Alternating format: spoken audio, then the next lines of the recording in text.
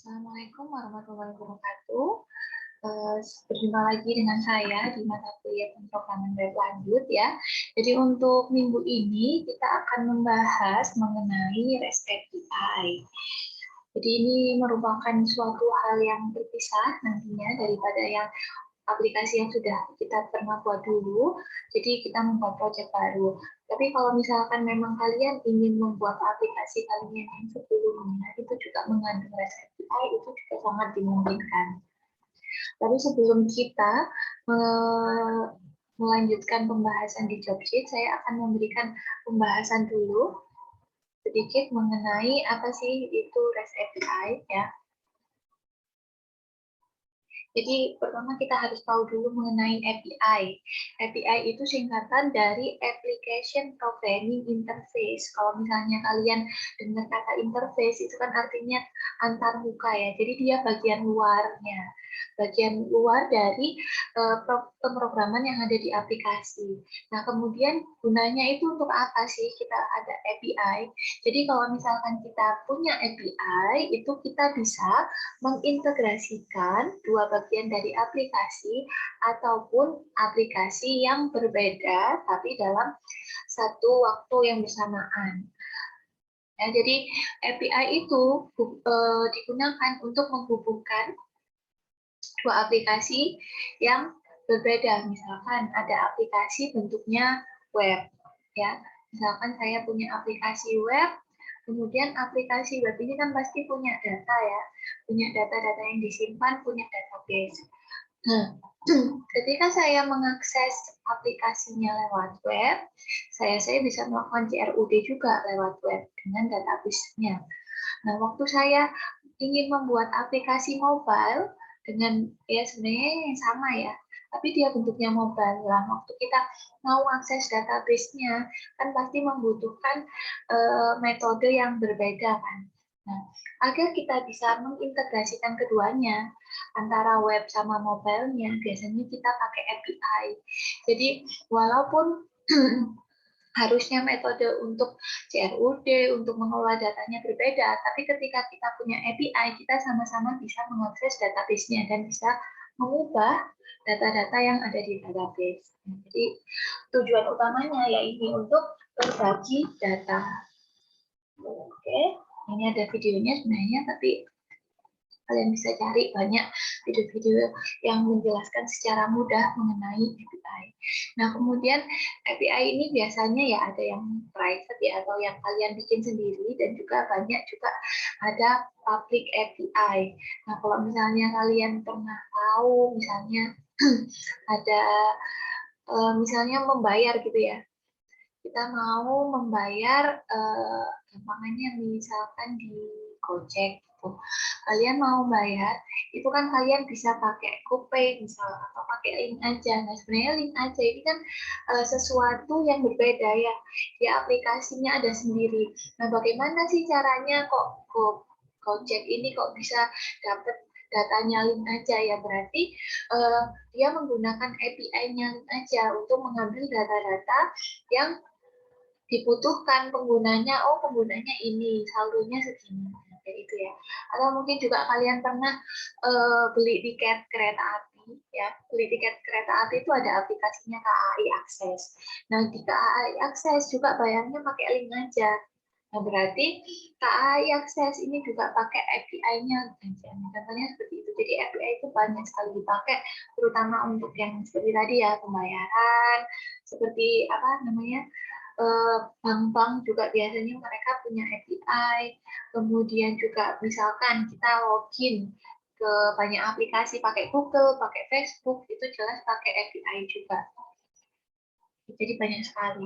Nah, kalau misalkan kita pakai API seperti tadi ya, gampangannya yang mengakses ke database itu ya API-nya, bukan langsung aplikasinya mengakses ke database. Jadi API-nya yang mengakses ke database, kemudian aplikasinya, ya ini bila ada kayak Apple, iOS ya, kemudian Android atau aplikasi desktop, atau juga dari browser, mereka semua ini mengakses API-nya.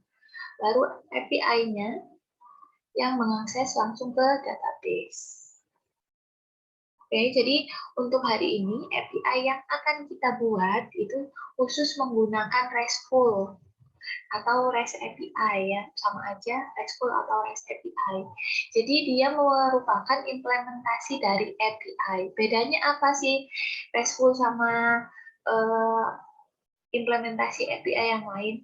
Kalau kita bilang RESTful ya, maka dia itu cara pertukaran datanya menggunakan protokol HTTP. Apa protokol HTTP itu bedanya apa? Kalau kita pakai HTTP, ya pasti kita punya HTTP Verbs. HTTP Verbs itu seperti apa? Get, misalkan ya, ini bisa kalian lihat, kita itu perintahnya pakai get, pakai post, pakai put, pakai delete. Nah, ini adalah HTTP Verbs. Jadi kalau kita pakai REST API, kita mengakses API-nya ya pakai HTTP Verbs tadi. Dari kliennya, dia itu ngirim URL dan kemudian ada metode get, metode post, metode put ya. Nah, ini kan memang biasanya dipakai untuk aplikasi web ya. Nah, karena kita memang pakai Laravel yang bentuknya adalah aplikasi web, maka untuk penggunaan API-nya kita menggunakan implementasi yang bernama RESTful. Oke, sampai sini mungkin sudah cukup ada gambaran ya. Jadi seperti itu. Nah, jadi kalau misalkan kita pakai RESTful yang pasti ada kita pakai protokol HTTP dan ada URL-nya yang mau kita akses. Nanti akan saya contohkan. Pasti ada URL-nya. URL-nya misalnya 127.000.1.8000 gitu kan. Kemudian biasanya kita pakai root ya, pakai path-nya yang ada di root. Nah, itu URL-nya. Pasti kita menuliskan seperti itu. Kemudian kita juga pakai HTTP Verbs. Ada get untuk mengambil data, post untuk mengirimkan data, ya, atau juga bisa untuk menambahkan data baru.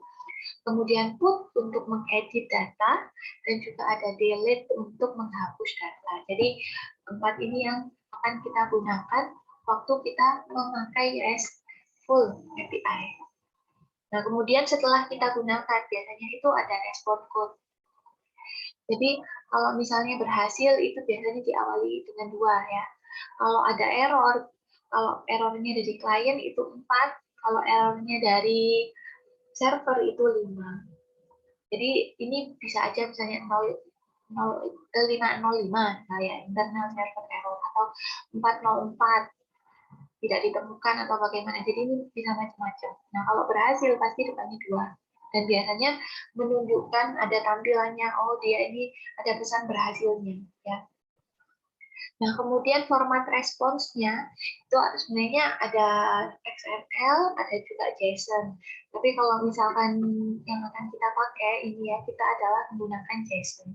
Jadi JSON ini ya seperti hal dia merupakan format data, ya format standar untuk bertukar data antar aplikasi. Jadi kalau kita pakai API, ini nanti datanya itu akan diformatkan ke dalam bentuk JSON. Nah, ini contohnya. Jadi ada tag pembuka seperti ini, kurung curly brace, ya pokoknya tanda kurung ini ya, curly brace. Kemudian ada tutupnya juga. Nah, di depan ini key-nya ya, atau kalau misalnya gampangannya kalau kita sudah pakai database ya, depannya ini nama kolom di database, kemudian di sini ya isi datanya. Antara kolom sama datanya ini pakai titik 2. Dan kemudian di belakangnya masih ada koma. Jika masih ada data yang lain atau kolom yang lain kita pakai koma. Kalau yang udah kolom terakhir ya sudah ada koma lagi.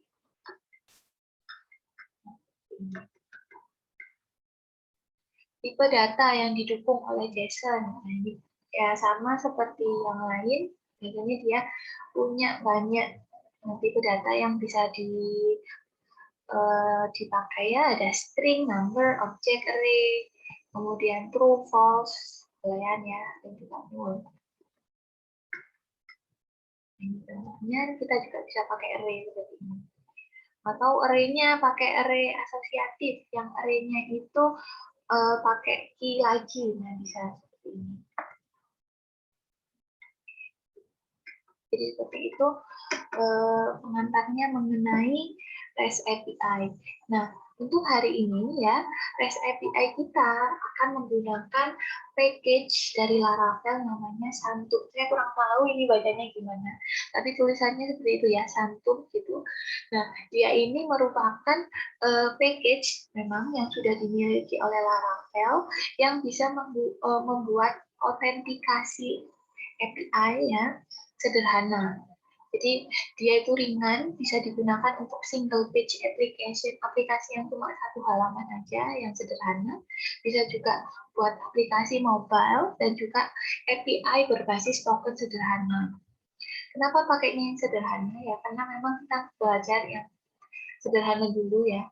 Nah kalau misalnya kalian mau pakai yang lebih advance, itu kita ada yang namanya passport. Jadi Ravel juga ada yang namanya Ravel passport. Itu pakai OAuth 2 kalau nggak salah ya.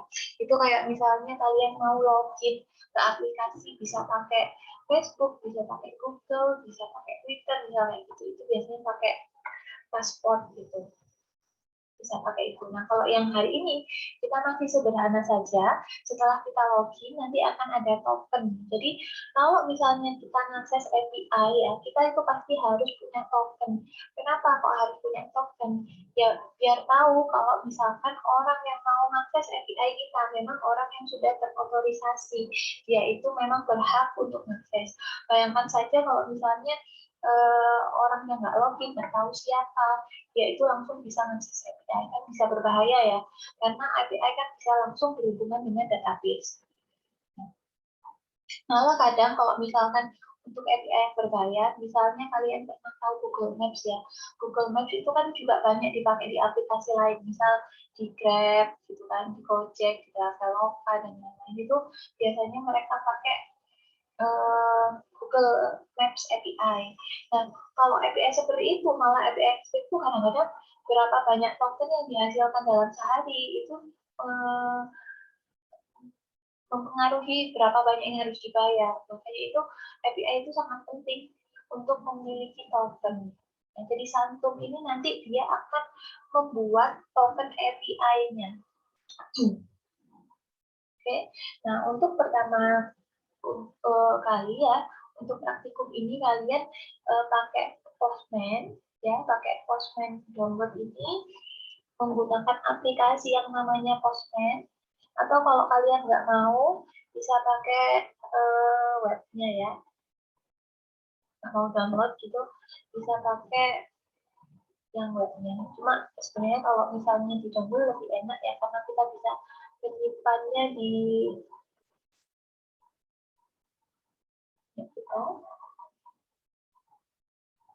Jadi silahkan download dulu Postman-nya berdasarkan sistem operasi yang kalian punya.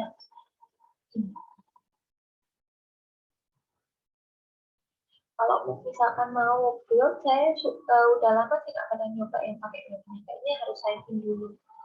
Kalau saya karena terbiasanya download aplikasi saja. Ini kalau misalnya mau pakai harus login dulu ya. Nanti kita harus punya Postman dulu. Kenapa kok pakai Postman? Nah, jadi Postman ini memudahkan.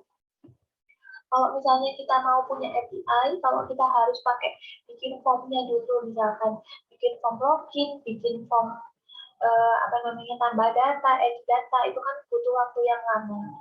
Nah, kalau untuk testing ya, untuk kebutuhan testing API saja, apakah API kita ini udah jalan atau tidak, itu kan nggak butuh ikut dulu bikin form-formnya. Jadi Postman ini bisa membantu kita seperti kita punya form untuk masukkan data, untuk edit data, tanpa kita harus membuat di aplikasinya. Jadi itu memudahkan di situ.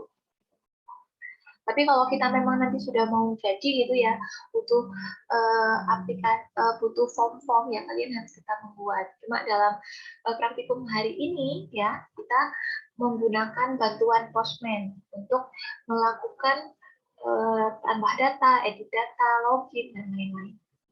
Nah, pertama kalian harus membuat dulu, kita bikin baru ya, kita bikin aplikasi baru, namanya adalah ini Laravel API. Oke, jadi ini saya sebenarnya ngambil tutorialnya dari ini ya, dari web kode 8 ini. Jadi kalau misalnya kalian takut ada yang kelewatan di penjelasan saya, kalian bisa masuk sini. Saya cuma lupa tadi belum menuliskan ngambil dari sini. Jadi sebenarnya saya ambil dari sini. Nah, kalian bikin dulu namanya Laravel API. Nah, kemudian pasti kalau kita punya API, ya tadi kan kita mau mengelola database kan, biasanya API itu, yang pasti kita harus bikin database dulu. Jadi kalian bikin database baru saja ya. Di sini saya bikin database baru namanya Laravel API. Bikin saja manual di sini. Jadi tidak lewat Laravelnya ya. Nah, kalau kalian sudah punya database, jangan lupa mengubah file env-nya. File env di sini kalian ubah dengan nama database yang sudah kalian buat. Karena tadi saya pakai nama Laravel API, ya, jadi di sini DB database-nya diganti dengan nama yang sesuai Laravel API. Nah, jadi ini persiapan database-nya dulu. Kalau sudah, baru kita menginstal package Santumnya ya, yang digunakan untuk mengakses API-nya sekaligus untuk membuat tokennya tadi. Jadi kalian copy ini, kalian jalankan di sini ya. Ini saya sudah jalankan stop soalnya. Akan kalian jalankan di terminalnya VS Code. Nah, kalau sudah, kita jalankan juga ini. Selanjutnya di terminal PHP Artisan Vendor Publish. Nah, karena Santum ini juga termasuk vendor ya, maksudnya dia itu ada orang di luar Laravel yang sebenarnya bikin ya. Nah, jadi seperti yang kayak kemarin dom PDF itu kan juga vendor. Jadi kalian harus menginisialisasi dulu kalau ada Santum sebagai vendor di project kita. Seperti ini untuk konfigurasi juga ya, nanti akan ada muncul di directory config. Oke, jadi ini kita sudah install Santumnya dan sudah mempublish untuk bilang kalau ada vendor Santum nih di project kita. Kalau sudah, maka kita akan menjalankan migrasi. Jadi migrasi nanti ini akan menjalankan akan membuat tabel-tabel bawaan dari Laravel. Jadi nanti harusnya ada file jobs, migration, password reset, personal access token, dan user. Oke, jadi ada itu. Nanti kalau kalian jalankan migration, pasti akan ada tabel-tabel tersebut. Oke, kemudian, nah kalau misalnya yang lalu ya, ada tabel personal access token. Sebelumnya tabel ini tuh kayaknya nggak kepake ya, atau mungkin memang nggak terlalu kita lihat. Nah, tapi kalau misalnya kita sudah punya API, nah ini kita bisa tahu kalau sebenarnya itu setiap kita login itu akan ada tokennya, dan nanti token ini juga bisa digunakan untuk autentikasi di API. Dan dia akan bilang kalau misalkan kita logout. Oke, selanjutnya. Nah, di sini pertamanya kita akan membuat out controller dulu. Kenapa harus bikin out controller atau controller untuk autentikasi? Karena waktu kita mau melakukan CRUD, kita kan harus login dulu ya. Harus login, harus punya token dulu untuk mengakses API-nya. Nah, oleh sebab itu, pertama kita ya harus bikin buat loginnya dulu, register, login, logout ya. Jadi kita bikin controller dulu seperti ini, kalian jalankan di sini ya seperti biasa. Nah, nanti kalau sudah, maka akan ada controller baru. Nah, ini controllernya ditaruh di dalam folder API untuk memudahkan saja. Di sini ada out controller. Nah, di sini kalian ya tambahkan seperti ini ya. Wicket hash, use out, validator, karena kita di sini juga pakai validasi. Kemudian menggunakan juga model yang akan kita kelola. Modelnya adalah model user. Nah, ini bawaannya biasanya pasti sudah ada model user.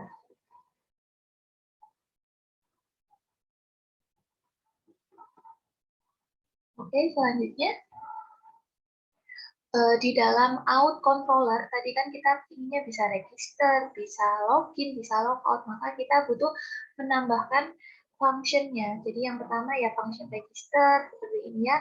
Di sini ada validator. Jadi sebenarnya mungkin di CRUD saya nggak menjelaskan tentang validator. Jadi ada function validator pakai ini ya, use validator. Ini function dari Laravel yang bisa kita gunakan untuk memvalidasi inputan kita. Jadi kayak misalkan apakah dia itu required kosong atau tidak. Kalau misalnya kosong ya akan ada muncul tulisan error, dia kosong gitu kan. Kemudian bentuknya adalah string, maksimalnya 225. Kalau yang email bentuknya adalah ya pasti string ya, tulisannya string, tapi harus dicek apakah stringnya ini sudah memenuhi format email. Kita juga bisa ngecek unik atau tidak. Maksudnya kalau misalnya sudah buat nambah data ya, kalau sudah ada email yang dipakai sama persis ya pasti nggak boleh ya. Kemudian password required minimal 8. Nah, ini untuk mengecek validasinya. Validator fails. Biasanya dengan seperti ini nanti responnya ini akan mengeluarkan respon error. Oke, ini kenapa kok ada JSON di sini? Jadi nanti respon errornya akan dikeluarkan juga dalam bentuk data JSON-nya, format JSON. Kemudian ini user, ini kan tadi mau register. Jadi kita create name, request name, ya email, request email, password, kita hash seperti ini untuk register. Nah, selain ini kita juga akan membuat token. Waktu registrasi itu juga akan dibuat tokennya ya. User create token, out token. Nah, jadi ini yang akan ada di sini tadi di data personal access token. Jadi waktu register juga dibikinkan token. Kemudian ini responnya juga akan seperti ini. Nanti akan menjelaskan, oh user ini punya token ini. Gitu ya. Tokennya adalah tipenya adalah bearer. Jadi kita yang akan kita pakai tokennya berjenis bearer.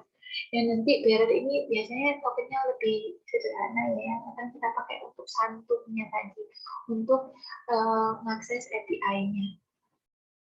Oke, kita juga akan membuat login ya. Jadi untuk login seperti ini, kita butuh email sama password saja. Karena kita cuma butuh email sama password ya.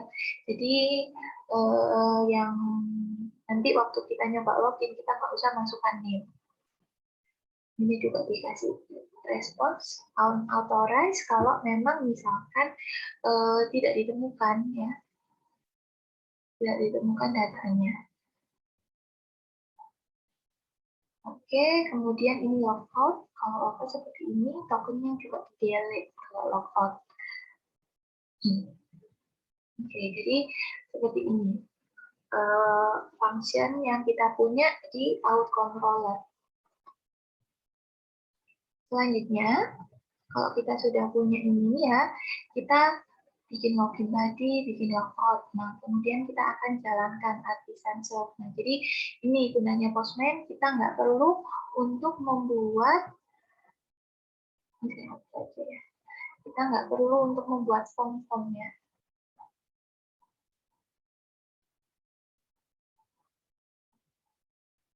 Jadi kita mau bikin registrasi dulu pakai Postman.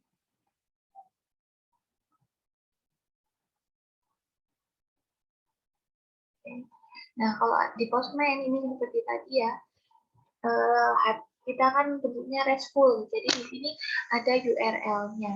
URL untuk register adalah ini ya, 127 API register.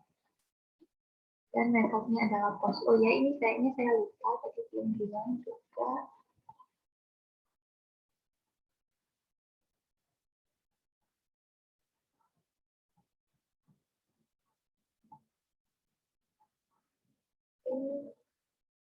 Oh ya, ini saya sebenarnya ada yang kurang ya.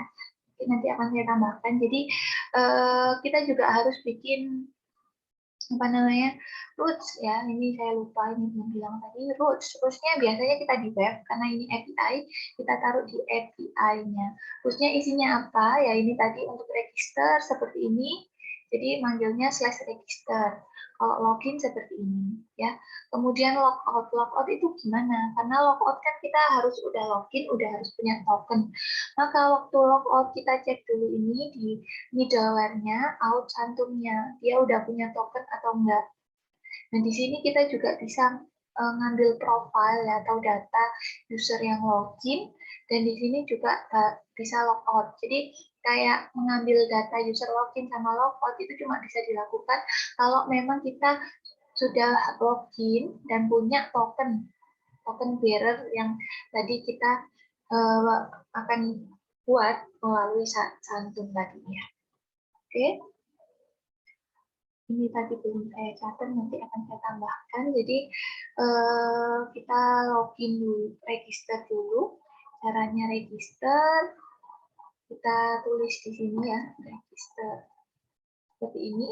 Nah, kalau register kan kita post, karena mau nambah data. Jadi seperti ini. Nah, kemudian di body-nya, untuk ngisi, ya di body kalian pilih yang form data. Di sini tadi ada name ya. Kemudian ada email dan ada password. Jadi kita tuliskan kolomnya di sini. Kemudian value-nya apa? Admin baru gitu ya. Emailnya admin new itu admin. Kemudian passwordnya 1234568 ya. Kalau sudah seperti ini, kita klik send. Nah, jangan lupa ininya di Artisan Shop dulu ya, di salah satu. Nah, harusnya nanti kalau memang sudah berhasil, ini akan keluar ya tampilan berhasilnya. Nanti ini agak lama.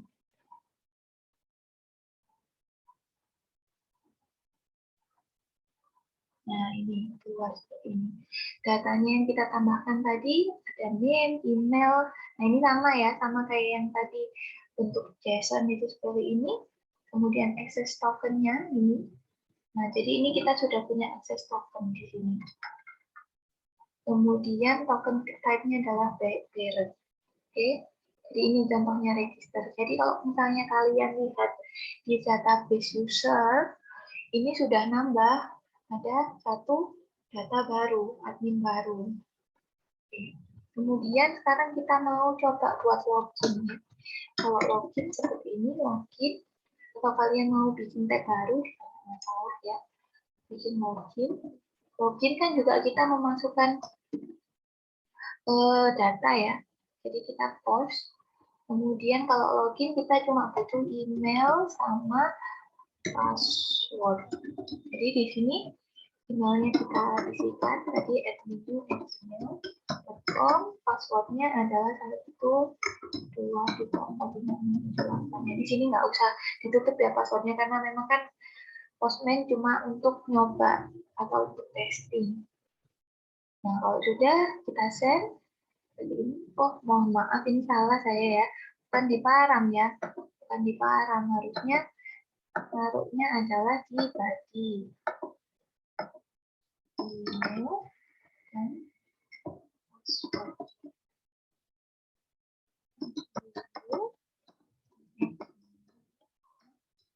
Dan passwordnya adalah 1234567. Oke, kita send. Nah, ini seakan-akan saya login. Nah, ini ada keluar, hai admin baru, welcome to home. Dan ini ada akses tokennya. Nah, jadi ini harus kalian simpan ya, kalian copy. Karena ini kita gunakan nanti waktu login. Nah, contohnya ini saya mau ngambil data ya. Kita mau nyoba ambil data yang sedang login. Seperti ini pakai API profile. 127.0.1 profile. Ini mau ngambil data yang sedang login karena ngambil data di sini adalah get. Betul. Nah, kemudian di authorization ya, karena kita tadi kan ceritanya ini lagi login. Jadi waktu login kan kita harus punya token. Untuk akses ini cuma boleh kalau kita punya token. Jadi di authorization kalian pilih bearer token. Nah, kalian masukkan token yang kalian punya di sini. Token baru ya. Yang barusan tadi waktu login. Oke, kalian masukkan sini. Nah, kalau sudah, baru kita pilih. Oh, not found. Nothing.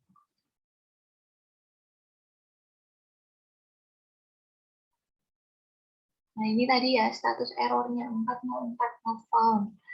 Itu.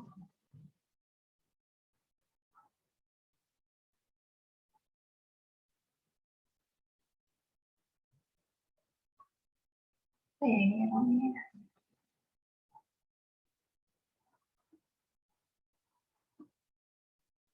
Not found.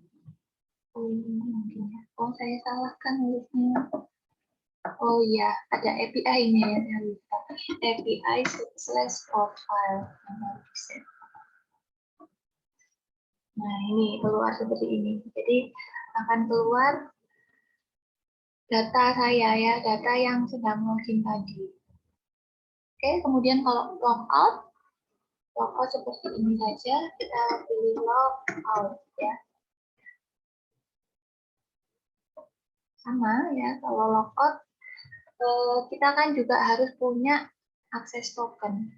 Jadi untuk logout kita pakai post.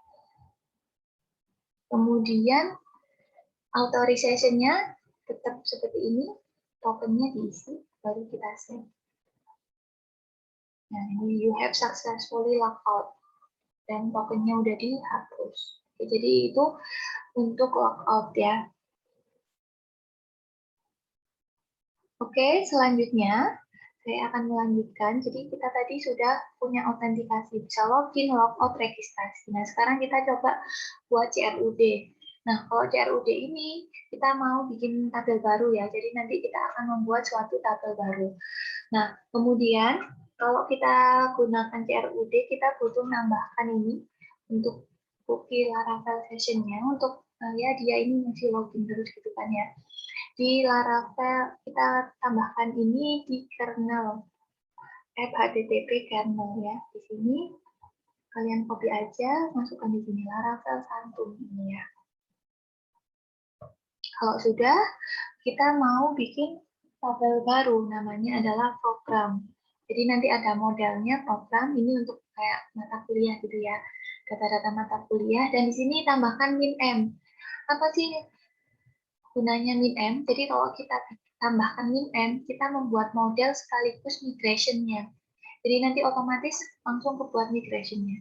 Kalian jalankan di terminal ya.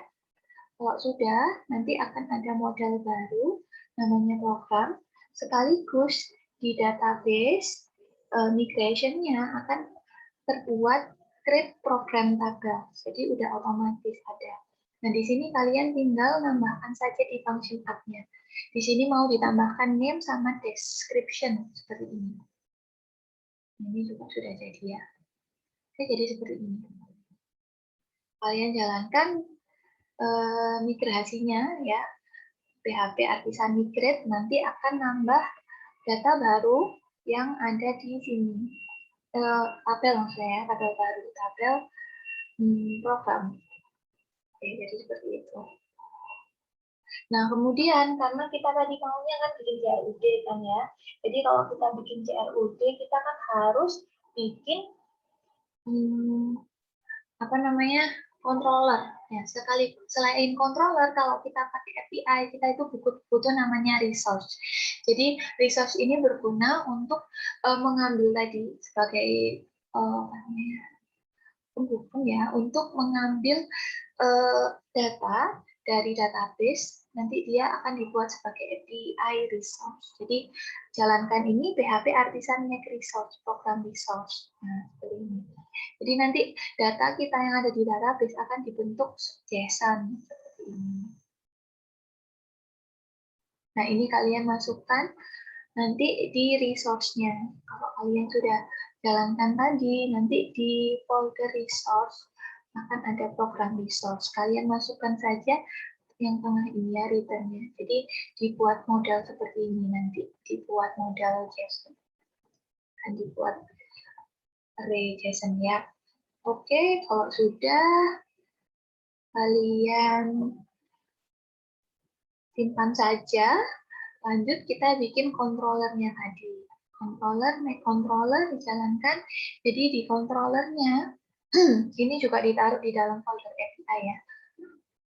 Seperti biasa untuk CRUD kan pasti kita punya indeks untuk ambil semua data. Ini nggak saya jelaskan lebih lanjut ya karena ya sama aja sama yang lalu. Nah ini bedanya kita buat model collection data seperti ini agar bentuknya dia nanti akan menjadi bentuk JSON datanya. Kemudian store itu tambah data ya. Tambah data, kalau kemarin kan kita butuh mengeluarkan form create data dulu. Nah ini kita nggak perlu karena kita pakai Postman, jadi langsung untuk menyimpan saja, validasi dulu, boleh, baru kita menambahkan data baru. Nah ini juga kita ambil respon JSON-nya juga. Kemudian show untuk mengambil satu data saja. Sebenarnya sama saja, cuma untuk responnya ya kita semua membuat datanya dalam bentuk JSON. Kemudian update untuk mengubah data seperti ini, dan destroy untuk menghapus data. Oke, kalau sudah kalian tambahkan kemudian roots-nya ya. Oh ya, ini jangan lupa juga, karena tadi untuk menambahkan data edit data, kita hanya mau pakai name sama description, maka di model program kita tambahkan protected label seperti biasa ini ya. Kemudian di sini kita tambahkan roots-nya kita tambahkan resource root. Tadi kita nggak bikin resource ya, bentuknya bukan controller resource, tapi boleh kalau memang nama-nama yang kita pakai di dalam functionnya itu nama yang sesuai dengan resource, kayak index, store, destroy. Jadi di root sini kita tambahkan di dalam middleware Outsantum. Kenapa seperti itu? Karena kan untuk CRUD kita butuh login juga ya, jadi taruhnya di dalam sini. Oke, kalau sudah berarti persiapan kita sudah semua kita bisa menjalankan. Oke, karena tadi kita sudah logout ya, jadi kita mau nyoba login lagi seperti ini. Kita coba login lagi aja dulu. Nah, kita dapat token baru ya. Jadi token ini yang akan kita pakai untuk CRUD sekarang. Oke, kita isi dulu tokennya biar nggak lupa. Akan di sini token yang baru. Nah, kemudian kita mau nambah data dulu ya, misalkan post. Nambah data itu berarti ini tadi program. Seperti ini, program pakai post. Nah, kemudian untuk tambah datanya, jangan lupa buka dulu di body form data. Tadi ada name sama description ya. Kemudian ini misalkan pemrograman. Deskripsinya apa nih, bisa saja seperti ini. Oke, sudah, baru kita menambah datanya. Oke, nah ini sudah ada tambahan data baru. Nah, kalau kalian lihat di sini, pasti juga sudah nambah data baru. Oke, kemudian kalau sudah, kita akan mencoba menampilkan data ya. Menampilkan data tadi indeks kan ya, indeks get. Jadi seperti ini, tetap pakai program, pakai get. Nah, kalau untuk tambah data kan, kita nggak butuh inputan, jadi kalian bisa hapus di body-nya. Seperti ini, yang butuh diisi cuma authorization-nya tadi. Jadi kita kirimkan. Nah, ini yang keluar ada dua ya, karena kita punya dua data. Kalau cuma ngambil satu data bagaimana? Di belakangnya kita berikan ID-nya. Misalkan ID 2 seperti ini.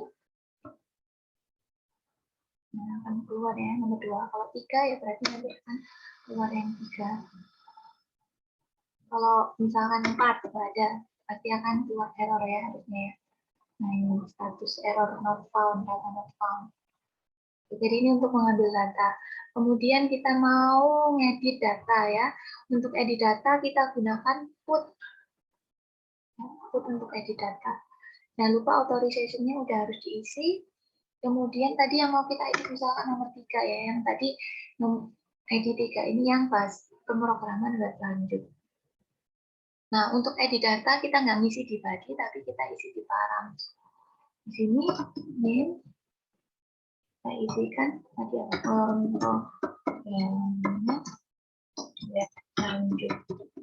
Di sini dash-nya, misalkan deskripsinya mau saya ganti ya. Ini belajar membuat API dan aplikasi.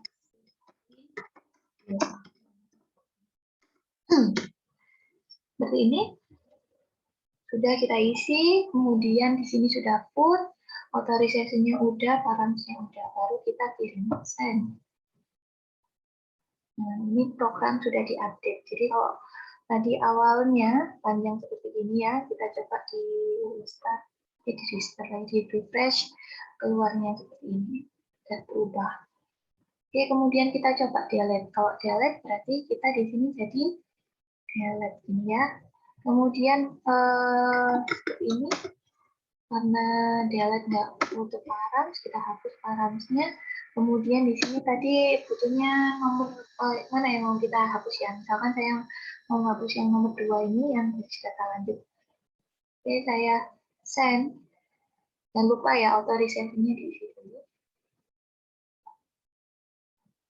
Nah, ini program delete select successfully. Kita coba refresh, nah sudah terhapus. Nah, jadi inilah cara menggunakan API ya, menggunakan cantum tadi yang memiliki token. Baik, jadi itu saja materi saya hari ini. Jangan lupa nanti kalian save semuanya di GitHub sesuai dengan yang sudah saya tuliskan di Dropsheet. Baik, terima kasih. Cukup sekian dari saya. Silakan dilanjutkan mengerjakan Dropsheet. Wassalamualaikum warahmatullahi wabarakatuh.